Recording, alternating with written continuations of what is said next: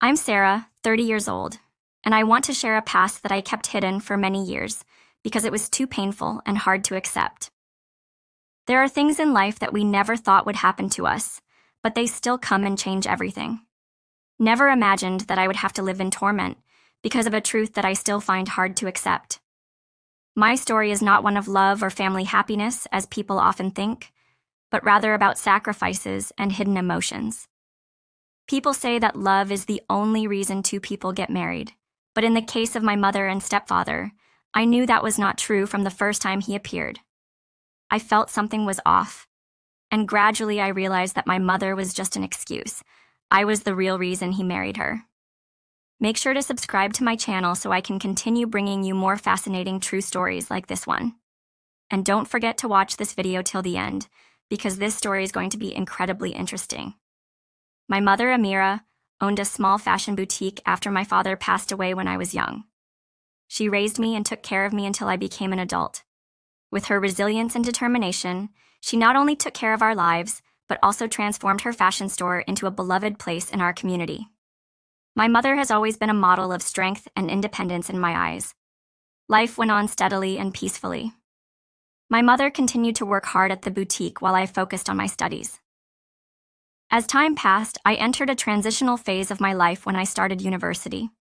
It was the first time I felt like I had truly escaped my mother's protective embrace and stepped into the wider world. The early days of university brought many new experiences, and then one day I met Mr. Ethan, who was not only my teacher but also my stepfather. Mr. Ethan was a philosophy lecturer, and from the very first day of class, I was captivated by his teaching style. He helped me gain a deeper understanding of the subject and changed the way I viewed life. Our after-class conversations became more frequent, and through that I realized he had a significant influence on me. However, I gradually began to feel something strange in his gaze when he looked at me. At first, I thought it was just my imagination. But as time went on, this feeling became clearer. There were moments when I spoke, and he looked at me not just like a teacher to a student, but with a deeper gaze, as if there were things he was not saying. That gaze contained an intimacy, a silence filled with hidden meanings, and I began to feel uncomfortable every time it appeared. I felt confused. It was not the gaze I was used to, but one that seemed to be examining me, as if expecting something from me that I could not understand. I wondered if I was imagining too much, but this strangeness could not be denied. As time passed, not only Mr. Ethan's eyes, but I also began to notice strange actions from him. Every time I talked or walked by, he would try to stand closer to me, sometimes placing his hand on my shoulder in a way that made me uneasy. Those gestures seemed harmless at first, but they became heavy, making me uncomfortable. Once, he kept me after class to discuss the lecture, but that conversation was not like the previous ones. He didn't just talk about the subject, he seemed to want to prolong our meeting. That unnecessary gaze and intimacy made me feel suffocated. I no longer felt the respect and distance that should exist between teachers and students. Gradually, I didn't dare to see him as much as before. I made up excuses to avoid private conversations after school. When he offered to help, I could only refuse, claiming I was busy, but in my heart, I just wanted to maintain my distance. I tried to sit further away in class, limit eye contact, and sometimes even went to school late to avoid seeing him before class. I thought that if I avoided Mr. Ethan, everything would be fine. If I didn't have to face those strange looks and actions, maybe I could forget the anxiety that surged inside me. For the rest of the school year, I tried to avoid seeing him again. Everything seemed to return to normal when I kept my distance, and I thought all the trouble was over. However, I didn't expect that the safety I created for myself was only temporary. After a year of school, when I returned home, I noticed something different about my mother. She was more cheerful than usual, her eyes sparkled whenever she spoke, and sometimes she would laugh quietly to herself, as if hiding a special happiness. I began to wonder, but my mother just said she was very happy because life was getting better. Then one afternoon, while both my mother and I sat in the living room, she suddenly sat down next to me, her face radiant and her eyes shining with unrestrained joy. She began to share something important. She had met someone special, someone she wanted to introduce to me. Seeing the happiness evident in her every gesture, my heart also felt light. For so many years, my mother had raised me alone, sacrificing her own joys to devote all her energy to my care. I felt relieved that she had finally found the joy and happiness she deserved. The day my mother prepared to introduce that man to me, I was very much looking forward to it. The house was neatly arranged, and the dining table was carefully set by my mother. I could see the excitement and joy in her eyes, and I hoped this man would bring her the comfort and happiness she had been searching for all this time. When the doorbell rang, my heart fluttered. Mom quickly went to open the door while I stood waiting in the living room, imagining the man who would come into her life. When the door opened and I saw that the man who entered was Mr. Ethan, my heart filled with an indescribable shock. I stood still, unable to believe my eyes. All the uneasiness I had felt about him suddenly rushed back, enveloping me, the man my mother loved. The man she had introduced me to with such trust and happiness was the man I had been trying to avoid all this time. A series of conflicting thoughts exploded in my head. Why him? When did they know each other? Did he have any intentions? The uneasiness in my heart rose sharply, and all the memories of his strange looks and unsettling gestures flooded back, making it impossible for me to think clearly. I looked at my mother, searching for a sign that she recognized the strangeness of the situation, but she was completely oblivious. She was still smiling happily, introducing Ethan as if everything was fine. In my heart, this was simply a debut of a man she loved, unaware that Ethan's presence was stirring a storm in my heart. Mr. Ethan walked in, still smiling calmly, looking friendly and polite. He greeted me and pretended to be surprised, saying that he didn't expect me to be my mother's daughter. I tried to act surprised too, but inside I was in turmoil. My mother, innocent and unaware of what was happening in my mind, laughed and was thrilled to discover that Ethan was my teacher. The two of them happily chatted, discussing this unexpected coincidence, while I just stood there feeling a sense of insecurity clinging to me. I couldn't stop asking myself who Mr. Ethan really was, and why he appeared in my mother's life in a completely different role than I knew him to be. Was this really a coincidence? Or was there something hidden that I couldn't see? From that day on, everything went on as usual. There were no strange signs from Ethan or anything that made me worry. Mom and he grew closer and closer, and their feelings felt very natural. I saw Mom happier than ever. She smiled often and looked radiant every day. Not long after, Mom decided to remarry, and Ethan officially became my stepfather. Everything went smoothly, nothing unusual happened, and our family life continued to be peaceful and stable. As time passed and there were no strange signs, I began to feel that I was thinking too much. Perhaps my initial worries were just due to the stress of facing the changes in my mother's life and my own. Seeing Mom happier every day, I gradually let go of my doubts and insecurities. Seeing my mother smiling brightly with Ethan, I realized that the most important thing was that she had found the happiness she deserved. Finally, I accepted their relationship and gave them my blessing from the bottom of my heart. I hoped that my mother would continue to live in that joy, and I also learned to accept Ethan as a part of our family. As time passed, I did not see any unusual signs in Ethan as I had worried.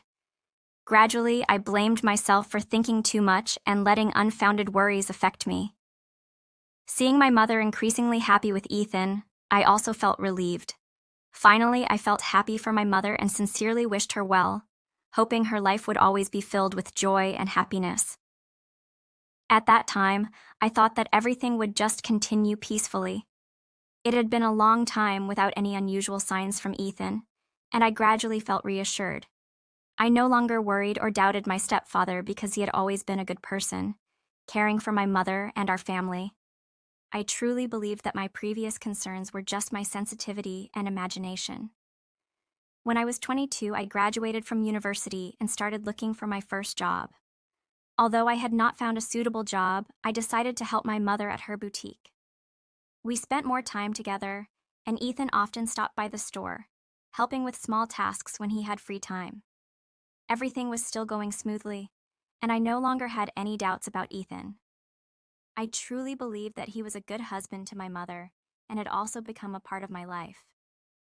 But then, on the worst day of my life, everything changed. I was sick that day. The fever made my body tired, and I couldn't go to the store with my mother as usual. She told me to stay home and rest, and I didn't think much of it. Only Ethan, my stepfather, was home with me that day because he didn't have to go out. At first, I didn't worry or suspect anything. After all those years of living together, I believed he was a good, trustworthy person who loved my mother very much. I lay in my room, trying to lull myself to sleep to forget the pain and fatigue caused by the fever. However, that peace didn't last long.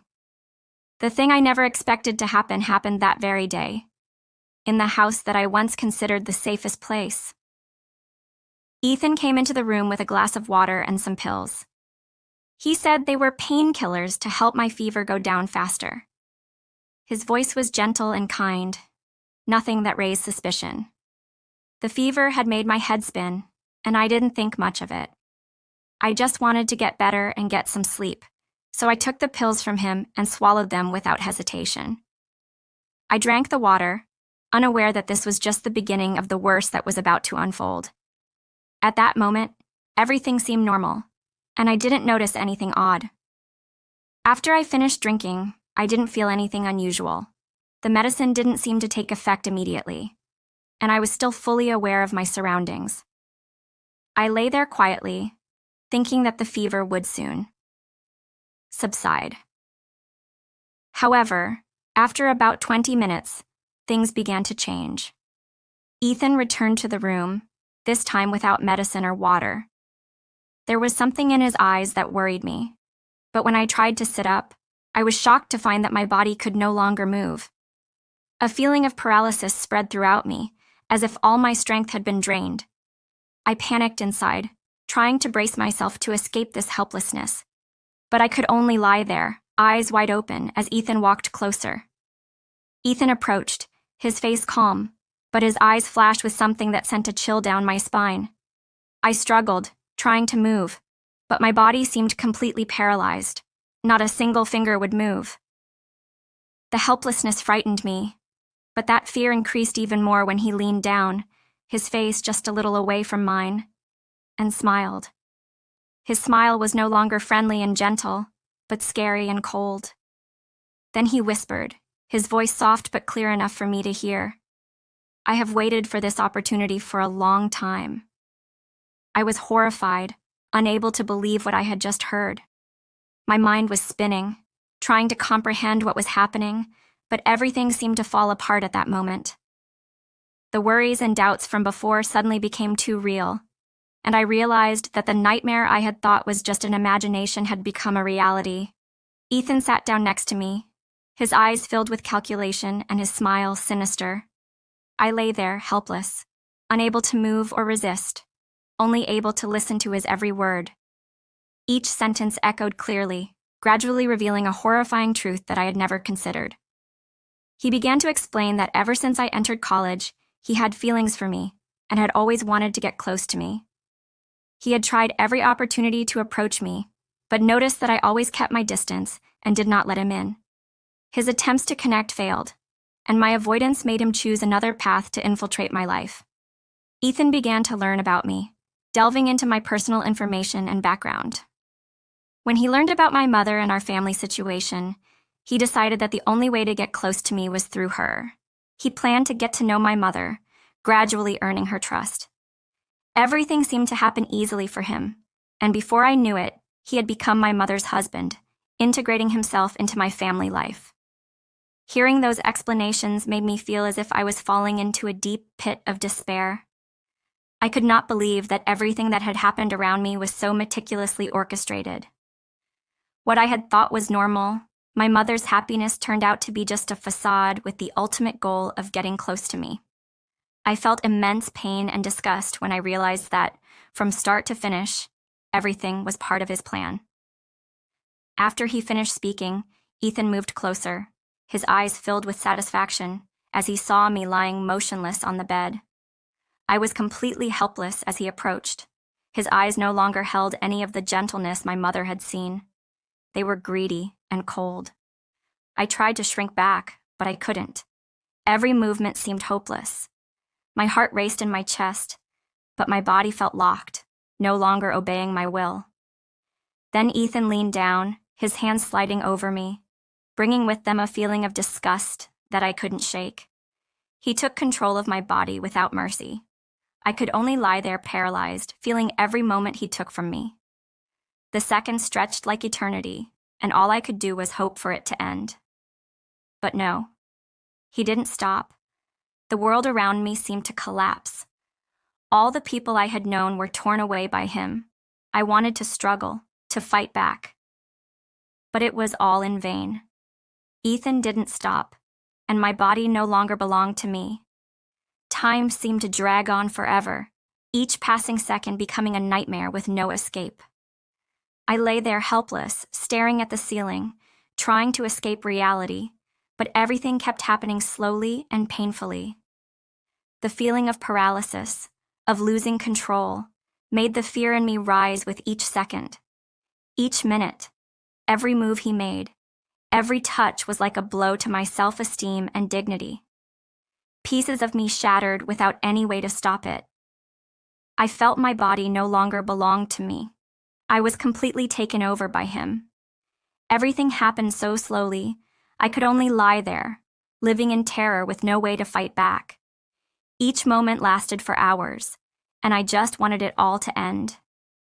When it was over, I lay there feeling empty and numb. The room seemed cold, stifling, and lifeless. Ethan stood up, adjusting his clothes as if nothing had happened while I lay still, unable to escape the horror I had just experienced. I felt my entire world collapse. Everything I knew and believed in faded into meaninglessness. My mind was filled with echoing questions, full of pain and anger. I could not understand why it had happened.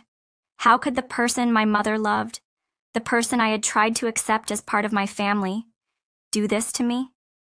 The pain, fear, and betrayal all mixed together, suffocating me and leaving me with nothing but helplessness and despair. Ethan glanced at me one last time, his eyes cold and remorseless, then left the room, leaving me with all the hurt, the torment, and the growing obsession in my mind. I didn't know how to face this reality, or how to continue living when everything seemed to have completely collapsed. After a while, as the effects of the drug gradually wore off, I felt control slowly returning to my body. Still weak and dizzy, I tried to stand up. Every movement was painful, but I knew what I had to do next. My hands shook as I tried to straighten my clothes, attempting to hide the traces of the horror I had just experienced.